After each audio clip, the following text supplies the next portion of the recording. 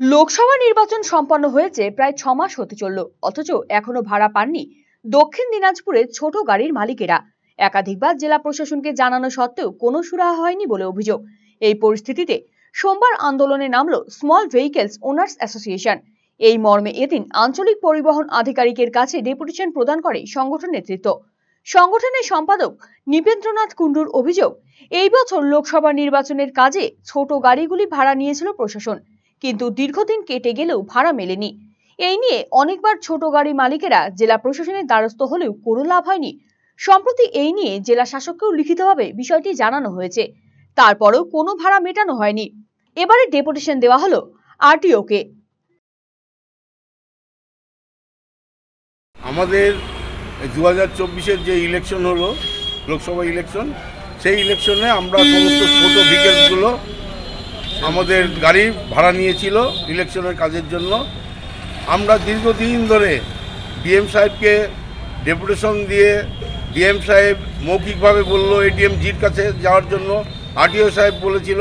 আমরা দিনের পর দিন ঘুরেছি, কিন্তু আজ পর্যন্ত আমরা বিল পাইনি। আমরা এই বিল না পাওয়ার জন্য আমরা এই ড্রাইভারদের পূজা বোনাস পর্যন্ত দিতে পারি নাই, এবং আমাদের এই গাড়িগুলো সবই হচ্ছে ব্যাংকের মাধ্যমে লোন নেওয়া। আমরা ঠিকমতো কিস্তি পর্যন্ত দিতে পারছি না। সেই জন্যই আজকে যাতে আমরা টাকা অবিলম্বে যাতে আমরা পাই, সেই জন্য আমরা আরটিও সাহেবের কাছে ডেপুটেশন দিতে যাচ্ছি। এর আগে আরটিও সাহেবকেও দিয়েছি, ডিএম সাহেবকেও দিয়েছি। এডিএম জি সাহেব বলছিলেন যে আপনারা দুর্গাপূজার আগেই পেয়ে যাবেন, তারপরে বললো কালী পুজোর আগেই পেয়ে যাবেন। কালী পুজোর সময় এলাম, বললো না, কোনো খবর নেই। আমরা এরপরে বৃহত্তর আন্দোলনের পথে যাব, আমরা ঘেরাওয়ের জায়গায় যাব। যদিও আরটিও অনুপম চক্রবর্তী জানিয়েছেন, প্রথম দফায় যেই টাকা এসেছিল তা বেশ কিছু গাড়ি মালিকদের দেওয়া হয়েছে। আবার টাকা ঢুকলেই সবার প্রথম ছোট গাড়ির বকেয়া মিটিয়ে দেওয়া হবে।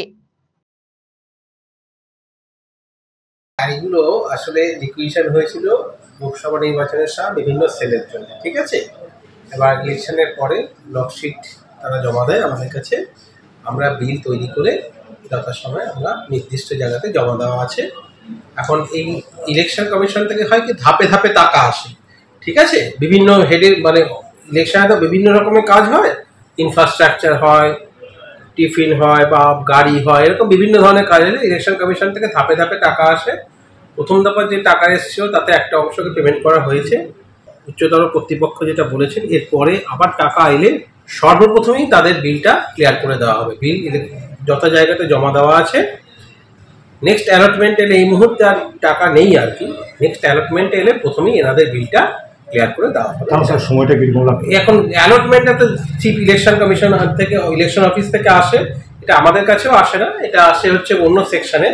অতএব সেটা কোন সময় আসবে সেটা নির্দিষ্টভাবে আমারও জানা নেই, আমিও বলতে পারবো না। তবে যেটা প্রতিশ্রুতি দেওয়া হয়েছে, উচ্চতর কর্তৃপক্ষের সঙ্গে আমি কথা বলেছি ব্যাপারটা নিয়ে, যে তারা যেটা জানানো হয়েছে যে অ্যালটমেন্ট এলেই প্রথমেই তাদেরকে টাকা দিয়ে